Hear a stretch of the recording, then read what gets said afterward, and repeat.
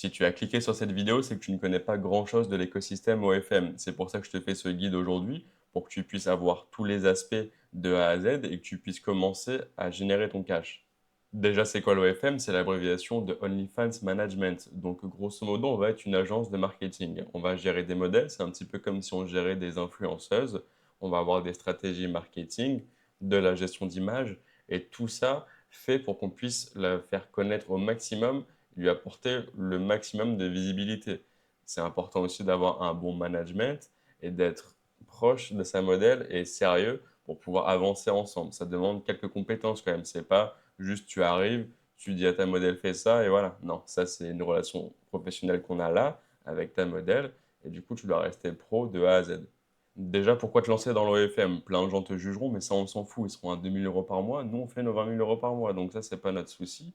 L'OFM, il y a un marché en forte croissance et c'est un marché qui ne baissera jamais. Pourquoi? Parce qu'on a une forte demande, des mecs qui se sentent seuls, des mecs qui ont envie de s'amuser.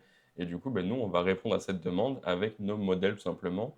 Et surtout avec cette période de Covid, etc., c'est là que ça a explosé parce que les mecs se sentaient encore plus seuls. Et de toute façon, on voit actuellement encore qu'il y en a des tonnes et des tonnes.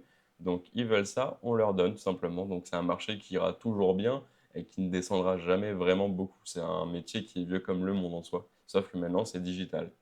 On a une rentabilité qui est énorme aussi. Et pourquoi? Parce que du coup, on a cette forte demande. Et nous, on a peu de besoins. On a juste à faire quelques médias qui seront du coup payants, un média à 20-30 € que tu vas vendre à des centaines de personnes le même soir, ça fait énormément de cash qui rentre. Donc c'est un modèle qui est très simple et lucratif. On a aussi une forte flexibilité, ce que j'appelle moi sortir de la rat race. La rat race, c'est quoi? C'est tout simplement le métro boulot dodo. Tu te réveilles, tu vas au travail toute la journée, tu rentres chez toi, tu recommences et tout ça pour espérer gagner 2 500 € par mois un jour. Nous, on a juste besoin d'un téléphone, d'un ordi et on prend notre cash de partout. On prend notre cash en terrasse, on prend notre cash à la plage s'il faut, on prend notre cash partout dans le monde. Et tout ça en te gérant toi-même, tes horaires, tu es ton propre patron après. Pour faire de l'OFM, il faut un mindset qui soit solide. Déjà, définis un objectif. Tu veux faire quoi? Est-ce que tu veux être autonome et gagner 5 000 € par mois sans dépendre d'un patron? Est-ce que tu veux gagner 100 000 €? Est-ce que tu veux gagner 1 million à l'avenir? Il faut que tu aies un objectif qui soit très précis et que tu fixes ça pour l'atteindre. Après, c'est important, là où tout le monde va se péter la gueule, c'est qu'ils sont impatients. Ils veulent à tout prix rush l'objectif extrêmement vite. Au bout de 2 mois, si ça marche pas trop au début, ils vont se décourager, ils vont se barrer. Donc ça fait un tri, nous ça nous laisse de la place en plus. Il ne faut pas être pressé, il faut comprendre que ça peut prendre du temps, qu'il y aura des erreurs et les erreurs ça nous permet de comprendre pourquoi ça n'a pas marché pour faire plus d'argent après. Les erreurs c'est comme un investissement au final.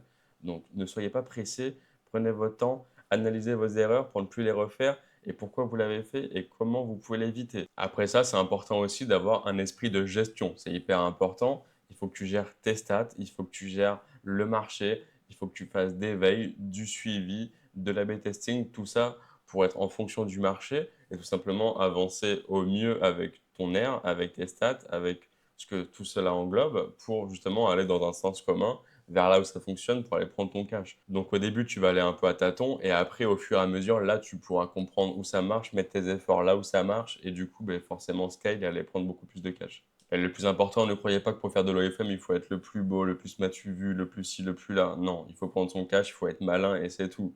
Vous voyez plein de gens sur les réseaux qui font les beaux, etc. Ils font ce qu'ils veulent, ils ont raison.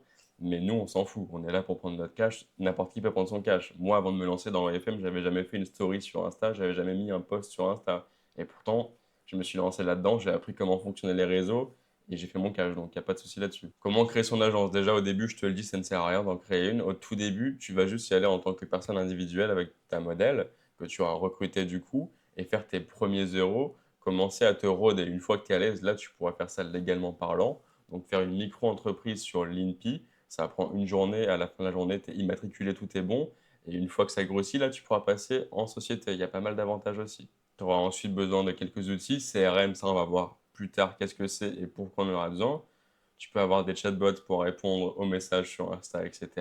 C'est pas une obligation non plus. Et bien sûr, des outils pour gérer tes stats. Après, sont souvent directement liés au réseau ou aux plateformes. Donc ça, t'en fais pas forcément pour ça. Et pour finir, il faut que tu aies une stratégie en tête. Est-ce que tu veux aller chercher un scaling horizontal ou vertical? C'est-à-dire, est-ce que tu veux peu de modèles que tu vas monter à des forts chiffres d'affaires qui demandent plus de travail? Ou est-ce que tu veux plein de petits modèles qui vont du coup brasser des 5-10 000 par mois mais du coup, sur la quantité, ça va te faire pas mal et elle te demande moins de travail. Comment recruter ta première modèle? Si tu es à l'aise, que tu sais parler aux femmes, que tu as confiance en toi, tu peux tout simplement aller les voir IRL. En boîte, c'est le mieux. On connaît un peu les filles de boîte. Tu leur parles d'argent, elles vont comprendre. Tu les complimentes. En général, tu peux vraiment trouver comme ça en allant en boîte. Sinon, tu as les réseaux sociaux. Tu vas directement sur Insta, par exemple. Tu vois un petit peu des filles qui font déjà des posts un petit peu osés, etc., qui n'ont pas peur de se montrer. Elles sont davantage intéressantes à cibler. Après, tout réseau est bon, même Snapchat, même TikTok. Là, il n'y a pas de souci là-dessus. Et pareil, sur les dating apps, toujours si tu es à l'aise, que tu as confiance, tu vas sur Tinder, sur Fruits, etc. Et tes matchs, tu vas simplement leur expliquer ce que tu fais, leur exposer les faits, et je te garantis que tu peux trouver comme ça. Tu peux te dire non, elles vont me prendre pour un fou, on n'en a rien à foutre de ce qu'elles peuvent penser. Nous, on est là pour faire du cash. Tu en trouveras qui voudront du cash aussi et tu feras ton argent. Une fois que tu as réussi à avoir ta modèle, qui est souvent l'étape qui fait le plus peur au début et qui peut être un petit peu compliquée et qu'on n'a pas l'habitude, maintenant, il faut la setup et la faire rentrer dans l'agence. Donc pour ça, à partir de ta modèle, tu vas tout simplement imaginer l'univers autour, comment tu vas la nicher, comment son contenu va être brandé. Après ça, il faut que tu lui mettes un calendrier avec tout le contenu qu'elle doit faire sur la semaine. Par exemple, si c'est du Insta, elle doit faire au moins 7 réels sur la semaine. Donc tu fais jour 1, jour 2, jour 3, machin. Et là, elle doit cocher à chaque fois que c'est fait, tout simplement. Après, elle se répartit comme elle veut, mais c'est hyper important, c'est primordial d'avoir un calendrier pour avoir un suivi et même pour elle de lui mettre une rigueur et qu'elle puisse faire le contenu à chaque fois sans qu'il y ait de problème de retard, de demander et courir derrière à chaque fois. On veut que ce soit carré et que tout soit bon. Pour pas s'éparpiller et rester carré, il faut une gestion des assets. Donc avec un Google Drive qui est le plus utilisé, tu vas faire un Google Drive pour la modèle. Donc là, tu auras par exemple les posts OnlyFans, les posts Insta, les posts aussi, tout est répertorié là-dedans et elle t'enverra tout dedans. Il faut que tous les échanges photos et vidéos soient au même endroit, que ça soit bien défini où est chaque truc. Comme ça, tu pourras aller piocher dedans et tout simplement après aller poster derrière sans t'embêter à aller lui demander, à aller chercher là, à t'envoyer une partie là, une partie là. Non, on veut que ce soit carré. Donc tu mets tout sur le drive et après, tu n'auras plus qu'à aller piocher. Pour la communication avec ta modèle, en général, ça va être soit Telegram, Discord ou WhatsApp. Donc là, c'est important si elle a des questions, si toi tu en as pour pouvoir échanger d'autres choses. C'est en général là-dessus que ça va se faire. Dans un souci de rester carré et pas s'éparpiller, tu vas faire aussi un tableau où tu vas mettre tous les mots de passe. Donc les mots de passe des Insta, les mots de passe des comptes Thread, le mot de passe de la plateforme OnlyFans ou Mime. Tu vas vraiment tout répertorier ici, histoire de ne pas t'éparpiller, de ne pas avoir à chercher, de ne plus trouver. Et après, tu es en galère. Évite-toi ça dès le début, tu te mets tout sur un tableau.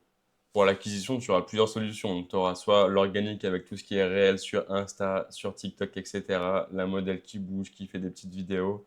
Tu auras du Thread, du Reddit, du X. Chaque plateforme a sa spécificité. Moi, actuellement, je trouve que le mieux pour se lancer, c'est Thread. C'est vraiment ce qui marche le mieux. Après, c'est sûr que les autres sont hyper intéressantes aussi. Tu peux faire beaucoup, beaucoup avec les autres. Donc là, c'est un petit peu à toi de regarder vers quoi tu vas tourner, vers quoi ta modèle est prête à faire aussi. C'est important d'en parler avant avec elle. Est-ce qu'elle se sent de faire des vidéos? Je te conseille de ne pas la prendre si elle ne se sent pas. Mais ça, c'est à toi de voir aussi. Après, tu as les applis de rencontre, donc Tinder, Bumble, Fruits, etc. Ça peut être un peu plus coûteux, mais c'est vraiment très efficace. Tu peux prendre beaucoup de followers aussi sur les réseaux. Tu peux en prendre 200, 300, 400, même plus par jour sur ton Insta directement. Et après, évidemment, les convertir aussi assez facilement sur la plateforme. Ça demande juste un peu plus d'argent et un peu plus de temps et de connaissances au début aussi. Maintenant, tu as ta modèle, tu sais comment l'intégrer à ton agence, tu as ta petite idée vers où te tourner comme acquisition, et maintenant, il faut setup le mime OnlyFans.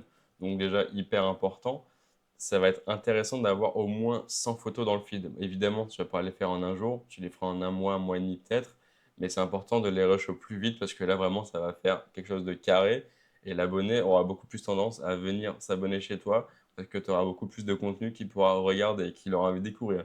Il va voir 70 photos floues, il va vouloir cliquer et voir ce qu'il y a derrière. Donc forcément, là, il va se dire, j'ai plus à gagner en m'abonnant chez elle que chez l'autre qui a 3 photos floues, par exemple. La bannière, donc là, c'est important de faire un truc cohérent. Tu auras la bannière de la modèle, il verra direct, la PDP, la bio, il faut faire un truc vraiment qui soit cohérent dans ta niche, encore une fois, dans l'univers de la modèle. Stratégie de prix, au début, tu mets l'abonnement gratuit. Tout le monde pense qu'il faut faire l'abonnement payant, surtout les filles qui se lancent sur OnlyFans et Mime, elles le mettent à 10 balles direct ou à 2 euros ou machin, ça sert à rien.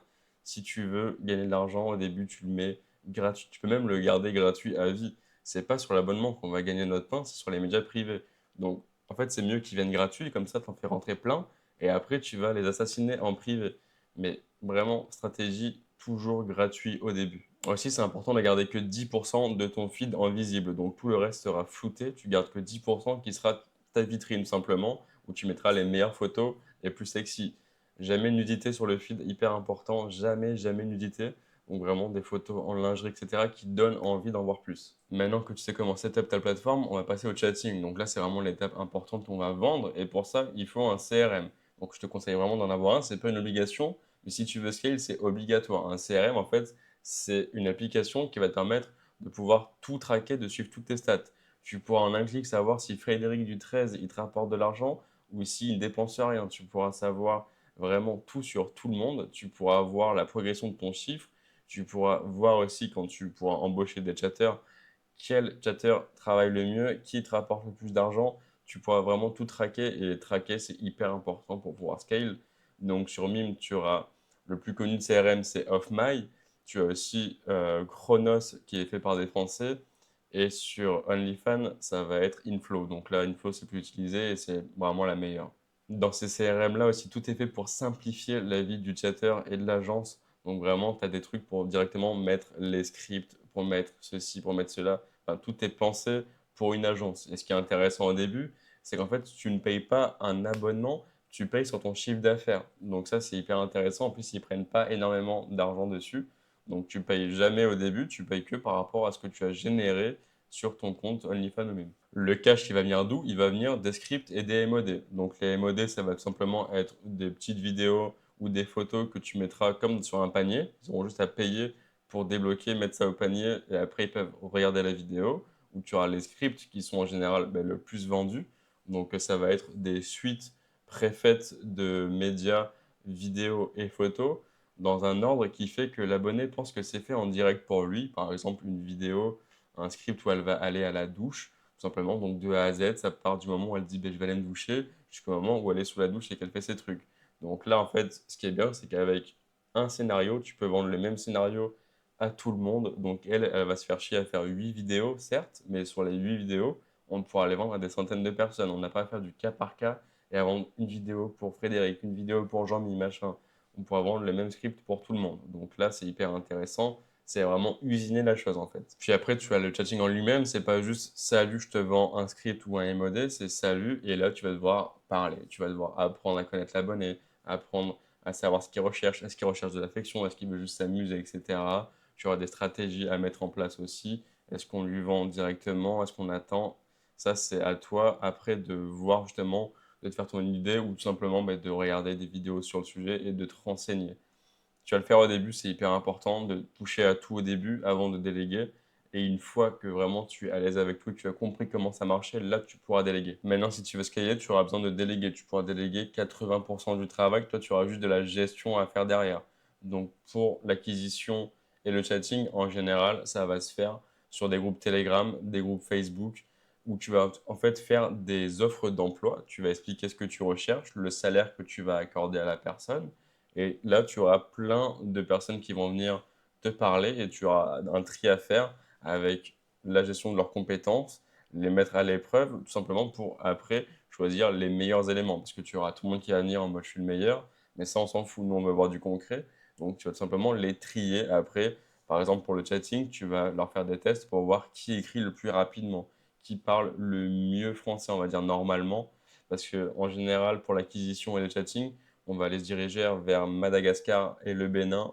C'est surtout ce qui se fait, Philippines aussi, car le coût de la vie là-bas est très bas, il gagne très peu, c'est souvent entre 50 et 80 euros par mois le SMIC là-bas. Donc forcément, eux, ils seront très contents de travailler pour nous parce que ça leur fera beaucoup d'argent pour chez eux et nous, on paye un moindre frais. Donc c'est comme ça que ça se passe. Et après, une fois que là, tout est carré et que ça roule tout seul, tu pourras aussi mettre une personne qui va simplement gérer tes modèles. Donc un manager à ta place qui pourra du coup faire les transmissions entre elle, le contenu qu'elle doit faire pour le chatting, pour l'acquisition, et tout simplement la gérer. Toi derrière, tu vas suivre les stats et l'avancement de tout le monde. Et tout simplement voir que tout est bien fait et qu'il n'y a pas de problème. Si tu es arrivé jusqu'au bout, c'est que tu es vraiment motivé à faire du cash et déjà ça te différencie des autres. Donc va prendre ton cash et monte ton agence, mec.